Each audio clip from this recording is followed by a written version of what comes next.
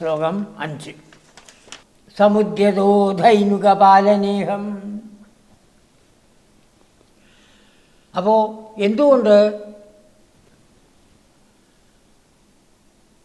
ഈ അസുരനെ കൃഷ്ണൻ കൊന്നില്ല, ബലരാമനെ കൊണ്ട് കൊല്ലിക്കുകയാണ്? വരണേ ഉള്ളൂ.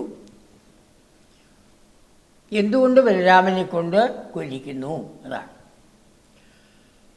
ആ കൃഷ്ണൻ്റെ മനസ്സിലുള്ള അന്തർഗതമാണ് പറയുന്നത്. സമുദ്യതോ ധൈനുകപാലനേഹം. ധൈനുകപാലനെ, ധേനുക്കളെ പാലിക്കുക.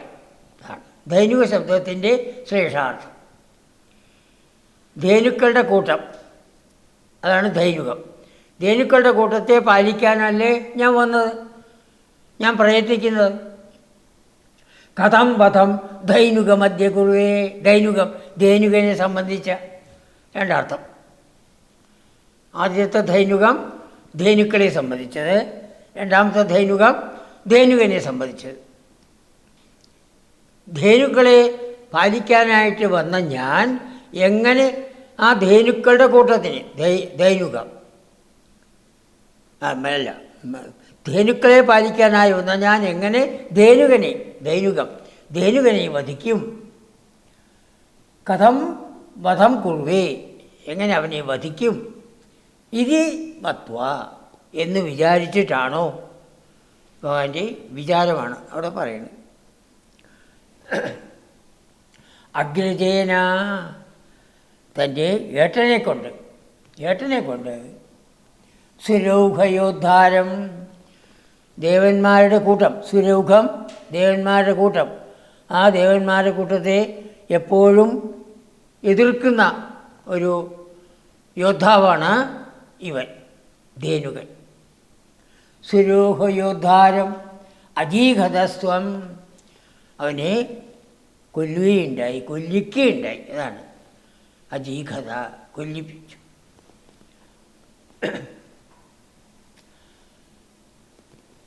അപ്പോൾ എന്തുകൊണ്ടാണ് ധേനുകനെ ഭഗവാൻ കൊല്ലാഞ്ഞത് എന്നുള്ള ഒരു ചോദ്യം. കൊല്ലുന്നത് ഇവിടെ പറഞ്ഞിട്ടില്ല, നമ്മൾ മനസ്സിലാക്കിക്കോണം. എപ്പോഴാണോ ധേനുകൻ എതിർത്തുകൊണ്ട് വന്നത്, ആ ധേനുകനെ ബലരാമൻ എറിഞ്ഞ് ആദ്യം അവനെ വീഴ്ത്തി, പിന്നെ അവൻ്റെ കാലിൽ പിടിച്ച് അവനെ ചുറ്റി. അപ്പോഴേക്ക് തന്നെ അവൻ ചത്തു കഴിഞ്ഞിരിക്കുന്നു. ആ ചത്ത ശരീരത്തിനെ പനകളിലേക്ക് എറിഞ്ഞു. പ്രാണനറ്റ ശരീരത്തെ പനകളിലേക്ക് എറിഞ്ഞ് ആ ശരീരം തട്ടി ആ പന പൊട്ടി. അവന് അനേകം പനകൾ പൊട്ടി. ഒക്കെ നമ്മൾ മനസ്സിലാക്കിക്കൊള്ളണം, ഒന്നും പറഞ്ഞിട്ടില്ല. അപ്പോൾ ഈ വിധത്തിൽ എന്തുകൊണ്ടാണ് അങ്ങ് അവനെ കൊല്ലാതെ കണ്ട് ബലരാമനെ കൊണ്ട് കൊല്ലിച്ചത് എന്നുള്ളതായ ചോദ്യമാണ് വന്നിരിക്കുന്നത്.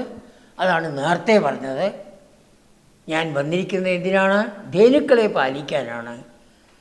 ആ ധേനുക്കളെ പാലിക്കാൻ വന്ന ഞാൻ എങ്ങനെ ധേനുകനെ വധിക്കും? ധൈനുക ശബ്ദത്തിൻ്റെ ശ്രേഷ്ഠാർത്ഥം. ആദ്യത്തെ ധൈനുകം ധേനുക്കളെ സംബന്ധിച്ചത്, രണ്ടാമത്തെ ധൈനുകം ധേനുകനെ സംബന്ധിച്ചത്.